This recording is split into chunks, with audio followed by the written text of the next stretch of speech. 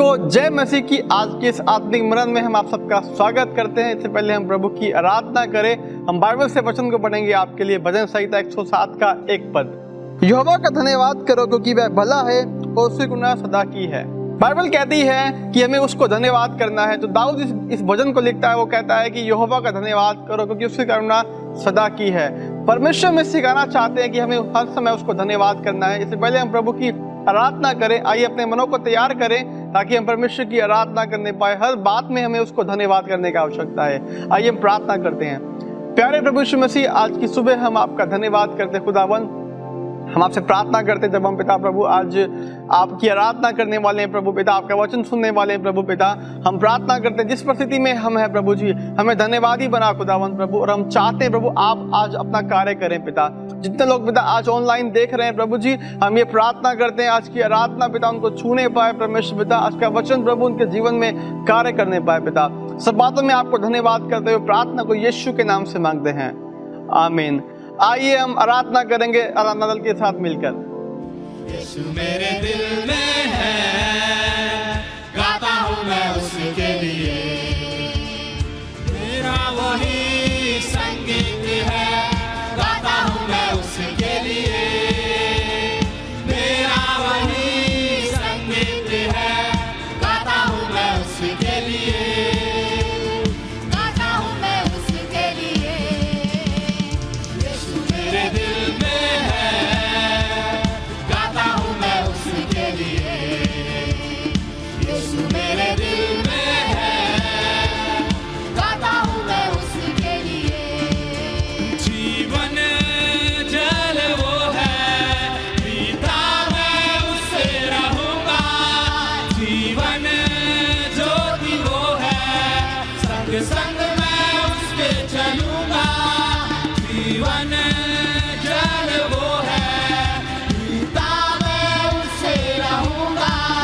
जीवन ज्योति वो है, संग संग मैं उसके चलूँगा। उसने मुझको बचाया, उसने मुझको छुड़ाया, जीना मुझको सिखाया। उसने मुझको बचाया, उसने मुझको छुड़ाया, जीना मुझको सिखाया। जीता हूँ मैं उसके लिए। यीशु मेरे दिल में है,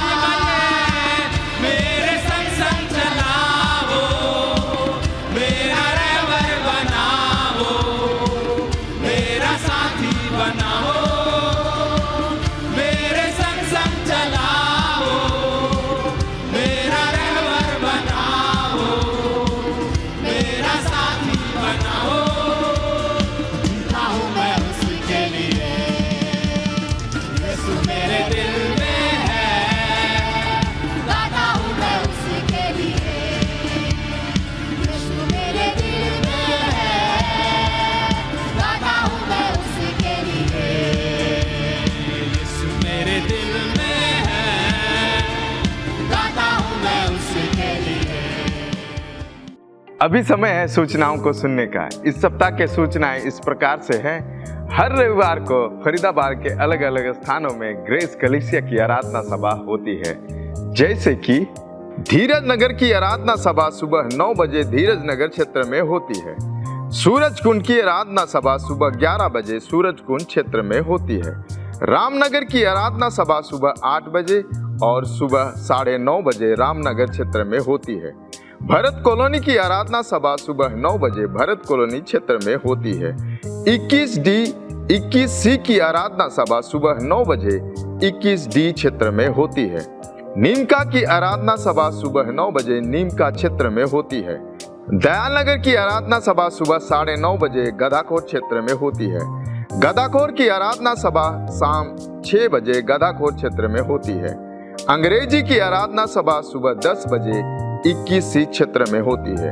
यदि आप इन क्षेत्रों के आसपास रहते हैं तो कृपया करके आप हमारे साथ किसी भी एक आराधना सभा में जरूर भागी हों। हर रविवार को सुबह 11 बजे YouTube के माध्यम से आत्मिक विचार प्रस्तुत किए जाते हैं। यदि आप किसी कारणवश कलीसिया नहीं आ पाते हैं तो YouTube के माध्यम से आत्मिक विचार में जरूर सहभागी हों।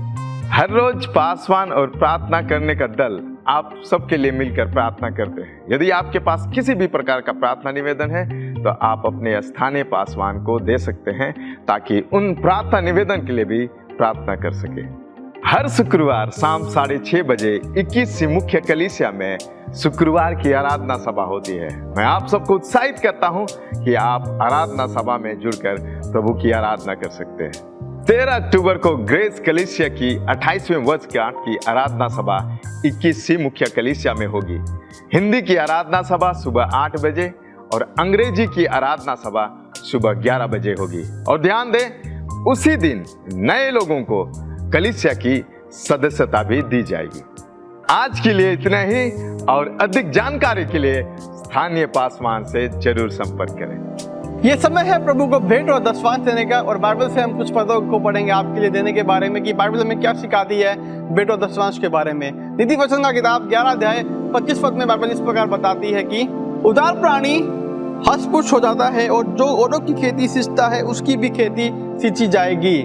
प्रभु का वचन यह बताता है हमें कि परमेश्वर का वचन कहता है कि जो औरों की खेती सींचता है वो उसकी भी खेती सींची जाएगी। अगर आप परमेश्वर के राज्य के लिए बोएंगे, प्रभु आपके भी घर को आशीष करेगा, प्रभु आपके भी खत्तों में आशीष करेगा। प्रभु उन लोगों से खुश होता है जो उदारता से देते हैं। आइए हम अपने मनों को तैयार करें प्रभु को देने के लिए, और हम प्रार्थना करते हैं। प्यारे प्रभु यीशु मसीह, इस समय हम प्रार्थना करते हैं प्रभु जी, जो हम आपको आज अपना दशवांश और भेंट को देने वाले हैं खुदावन, हम प्रार्थना करते हैं पिता, होने दे पवित्र आत्मा प्रभु, हमें तू अगुवाई कर प्रभु पिता, ताकि हम पिता हष्ट पुष्ट होकर प्रभु पिता आपको देने पाए प्रभु पिता परमेश्वर पिता की पिता हम पिता उदारता से प्रभु आपको देने पाए, क्योंकि तेरा वचन कहता है पिता, जो हम तेरे राज्य में बोएंगे प्रभु हमें तू दुगना देगा। हालेलुया। यीशु मसीह हम प्रार्थना करते हैं पिता, इन देने वाले हाथों पर प्रभु आपकी आशीष को बोलते हैं प्रभु पिता, इनके खत्ते हमेशा भरे पूरे रहने पाए प्रभु पिता।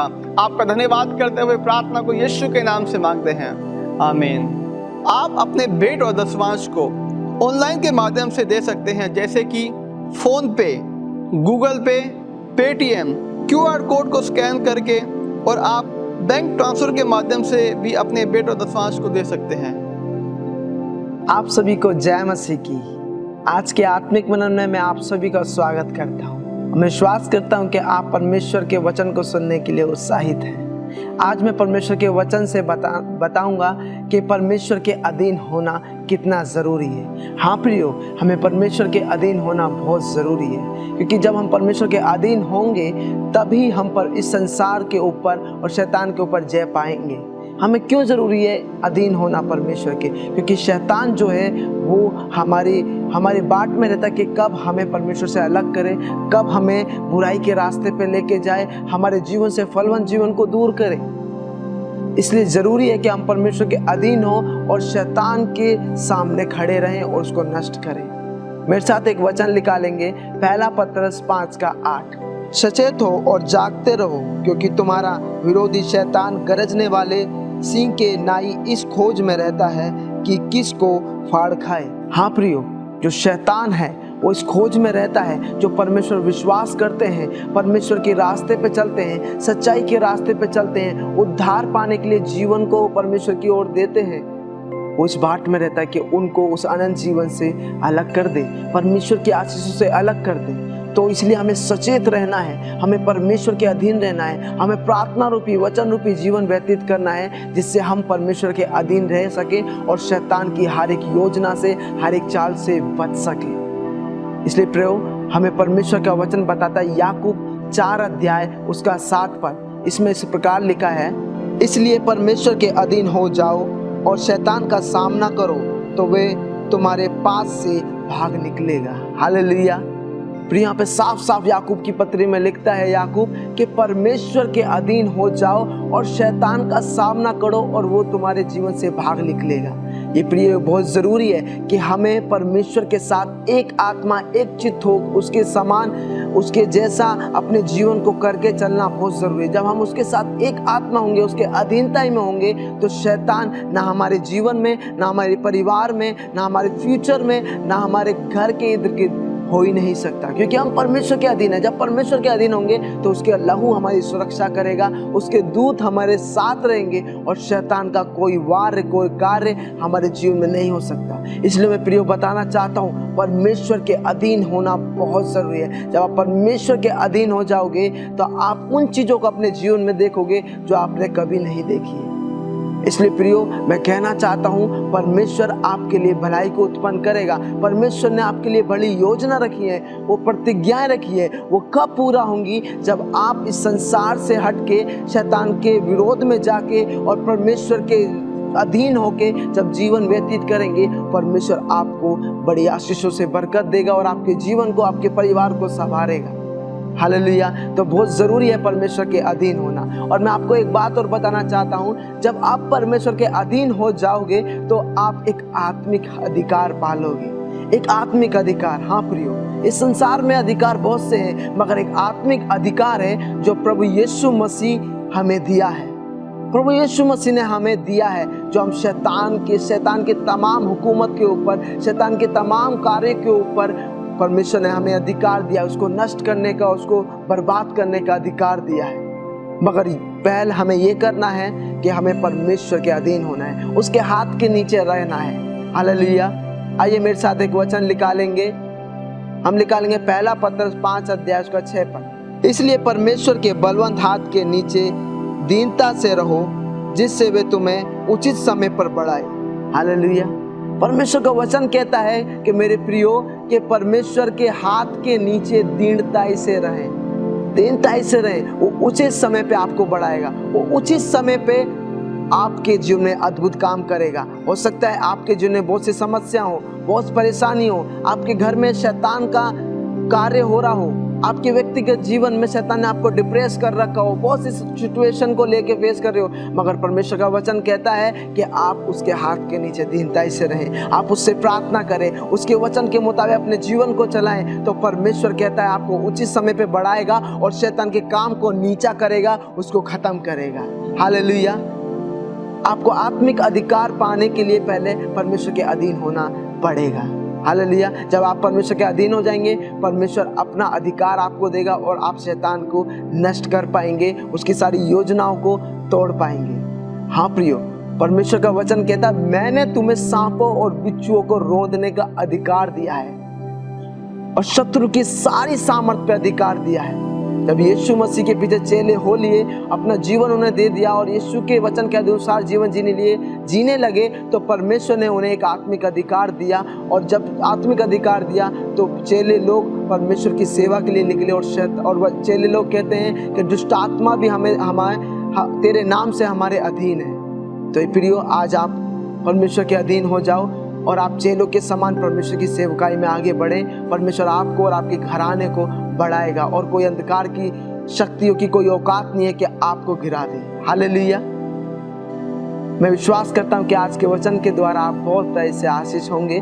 आइए हम प्रार्थना करते हैं। प्रभु यीशु मसीह, धन्यवाद देते हैं खुदावन कि आपने प्रभु जी हमें परमेश्वर तेरे अधीनता ही में रह के और एक अधिकार को पाने के विषय में बताया है। प्रभु हमें ये प्रार्थना है कि जो भी लोग परमेश्वर पिता तेरे वचन को सुना है उनको परमेश्वर तू अपना अधिकार दे, वो तेरी अधीनता ही में रह के उस अधिकार को पाके परमेश्वर एक आशीषित जीवन जिए और हर एक अंधकार की शक्ति के ऊपर जैवन जीवन जिए और प्रभु उन आशीषों को, उन बरकतों को देखे जो तूने इनके जीवन में रखी है। प्रभु जी धन्यवाद देते हैं, सारी आदर महिमा तेरे को देते हैं खुदा, और यीशु के नाम से मांगते हैं, आमीन आमीन।